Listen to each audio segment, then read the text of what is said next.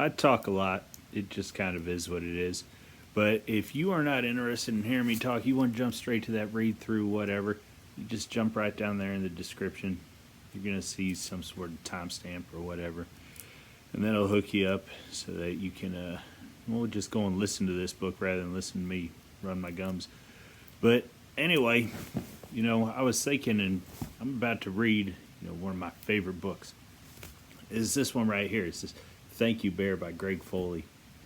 Why it's one of my favorite books is it just kind of sets up and punctuates this idea of wonder, which is often so much of what I'm looking for in a book when I'm reading it to the kids, whatever. I want this idea of wonder coming through.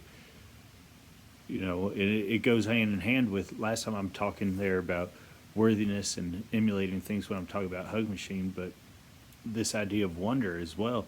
And Thank You Bear is such a good book because it takes this idea and sets up this sort of, ephemeral formula. Just quick, it punches you with this idea of wonder, and it transcends the medium.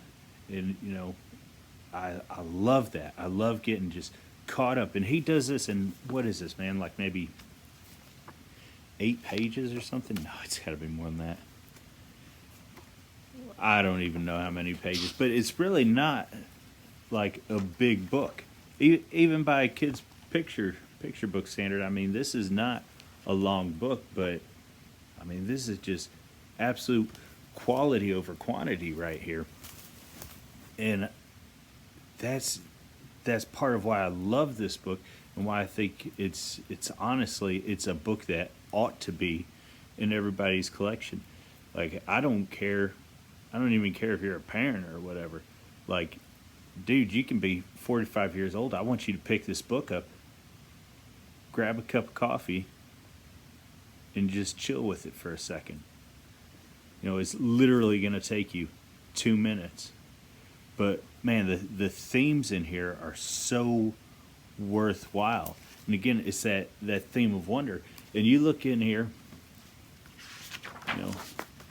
Greg Foley, he opens it up with this whole idea of, for anyone who ever thought they had something great. How do you beat that in a book? For anyone who ever thought they had something great. Something. He's not preaching about anything. He's not saying any particular thing, but he's got this idea of wonder in there, of being overwhelmed by something. And it's like, man, how do you beat that? I came up here, I was hoping to get my ponies on camera, talk with them a little bit, maybe put them in a video. Because for me, I didn't even grow up out here in something like this. I was nearly 30 by the time I got my first horse. And yet, my goodness, Bob and Bill came out here and they killed it. They worked hard. They were so forgiving and patient with me and, Mama and the kids, and it worked. And it was this overwhelming sense of wonder and gratitude and being able to experience something. And it's just, if we can do that, if we can have little moments of wonder and experience, and not even new experience, but sort of transcendent good experience, and just take these moments and build on them with us and with our kids. And if that's the sort of media that we're enjoying and taking part in, I mean, that's it right there. Why wouldn't we take advantage of that? I mean, there's so much media and so much that vies for our attention.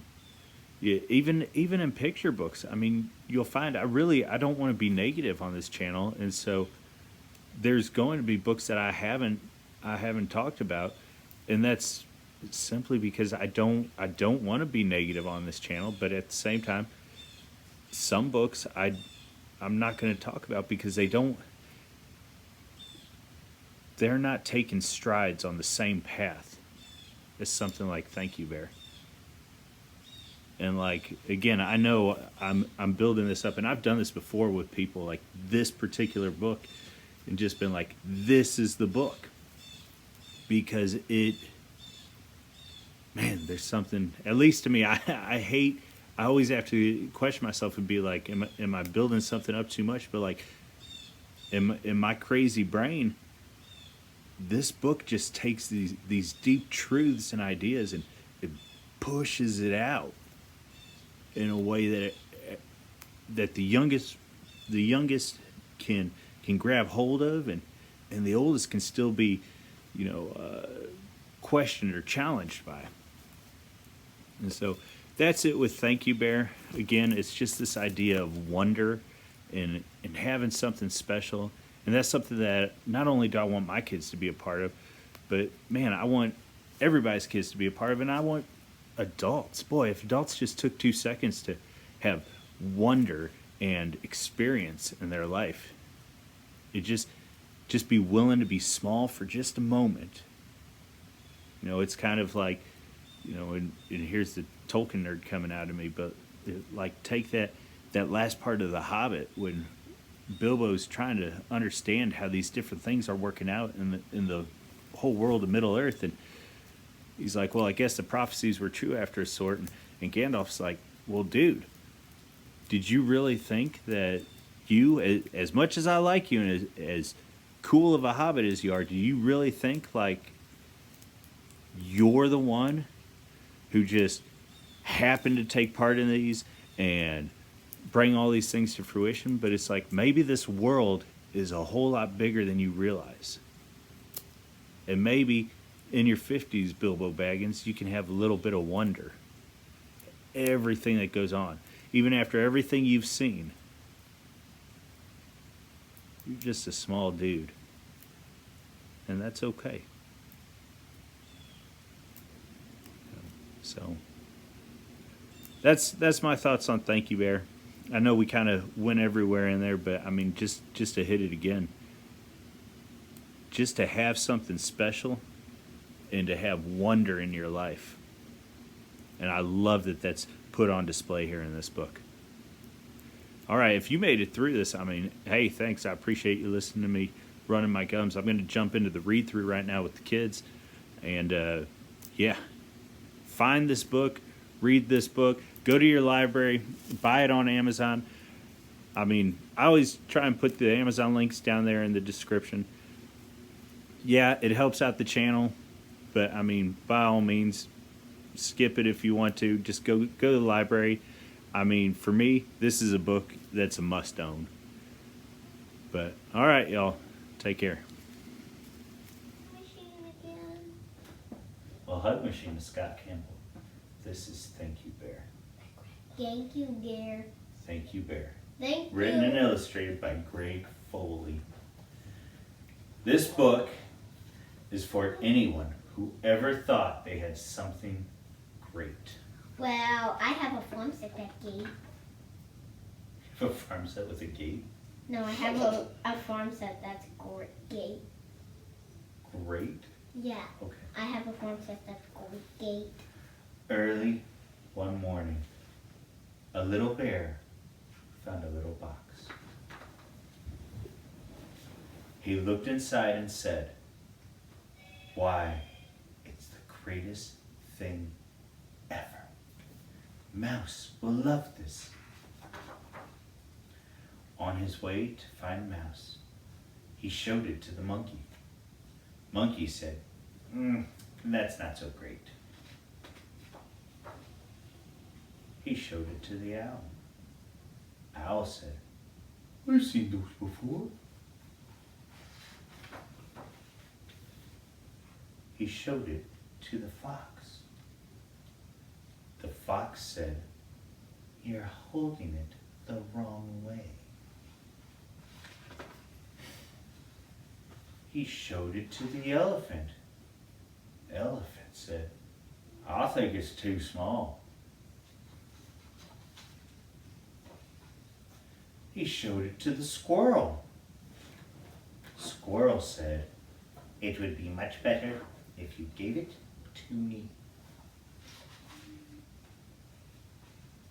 he tried to show it to the bunny. But Bunny said, I don't have time to look at that right now. The little bear stopped. He wondered whether it was so great after all. While he was wondering, Mouse came along and asked Bear what he had. He put the box on the ground and showed it to Mouse. Mouse looked at it this way and that. Then Mouse crawled inside the empty box and said, "It's the greatest thing ever." Ooh. Thank you, Bear. The end. The end. Okay, now can we read a different book? Sure, we can read that. Cha-ching. But what do you think of Thank You, Bear? It was pretty good. Yeah, you like Thank You, Bear? Especially the old. That's high praise for Billy. What do you think, Moon? I want to live in a box forever like Mouse now. But They're what? cozy good. Yeah? Yes. My favorite part was when the elephant said, "It's too small." Yeah? Yeah. It's too small. I think my favorite part is when Bear gets excited. Yeah, I like his face. He throws his paws up. Whoa! Wait, He what? just- he's excited when he throws his paws up after Mouse sees it.